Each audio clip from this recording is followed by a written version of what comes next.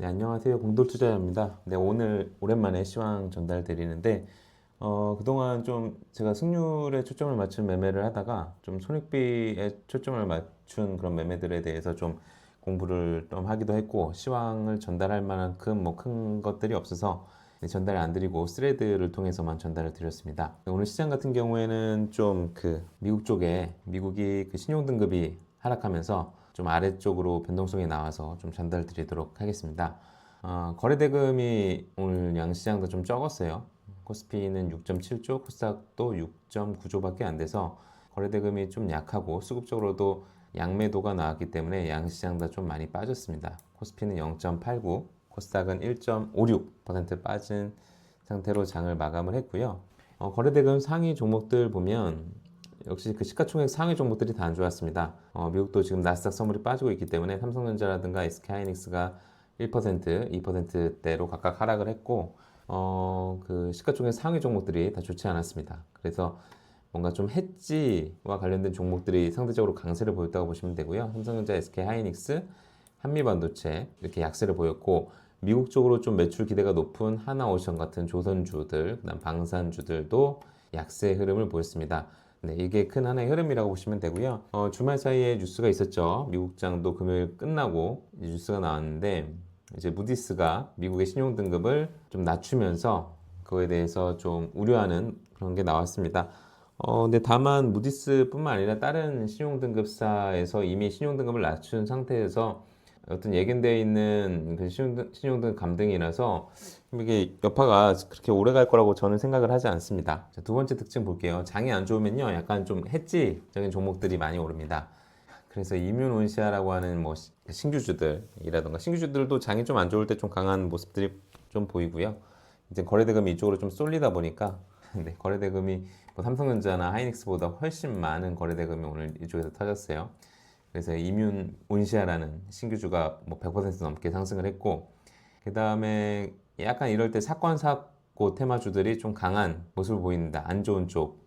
그래서 하림이나 아니면 마니커 같은 닭고기주들이 올랐는데요. 이게 왜 올랐냐면 브라질 닭으로 이제 순살 치킨을 많이 만드는데 우리나라에서 저도 지코바 좋아하는데 지코바도 이 브라질산 닭을 가지고 순살 치킨을 만드나 봐요. 브라질 닭이 사진을 보면 어마무시합니다. 그래서 뭐 살이 되게 많을 것 같이 생겨가지고 순살 치킨 만들기 좋게 생겼어요. 그래서 우리나라도 이제 순살 치킨 대부분을 이제 브라질 닭을 이용해서 만드는데 이 브라질 닭이 그 조류 인플루엔자죠. AI가 발생을 해가지고 수입 금지를 당했나 봅니다. 그래서 이제 그거에 대한 좀 반사이익으로 하림이나 뭐 마니커 같은 닭고기 주들이 올랐고요. 수젠텍, 그다음에 휴마시스, 그다음에 랩지노미스 같은 오랜만에 코로나주가 많이 올랐는데요. 중화권에 코로나가 다시 좀 확산하고 있다고 합니다. 좀 제목이 좀 자극적으로 나왔는데 홍콩에서 한 달간 30명이 사망을 했고, 뭐 중국이라던가 싱가포르 같은 쪽에 중화권 나라 중심으로 좀 코로나가 재확산되고 있다라는 뉴스인데요. 사실 코로나가 처음이라면 모를까 벌써 몇 번째 나오는 얘기이기 때문에 이렇게 시세가 이렇게 크게 상승할 거가 아닌 것 같은데요. 이렇게 많이 올랐던 거는 장이 안 좋기 때문이에요. 그래서 저 같은 경우에는 이런 주식들을 뭐 적극적으로 매매할 생각은 전혀 없습니다. 뭐 특히 코로나주 같은 경우에는 매매할 생각이 없고 닭고기주들도 지금 시세를 초입 때나 좀 노려볼 만하지 이게 뭐 눌림 매매로 접근할 만한 성격은 아니라는 걸 좀 알아두셨으면 좋겠고, 이거 비슷한 게 유심 관련이었죠. 유심 SKT 유심 관련해서 그 개인정보 해킹 나왔을 때 시세 초반에는 아주 강하게 상승했지만 눌림 구간에서는 이렇다 할 반등이 나오지 않았어요. 오늘 뭐 뉴스가 나와서 한번 좀 반등을 했지만 그런 관점으로 이해해 주시면 좋을 것 같습니다.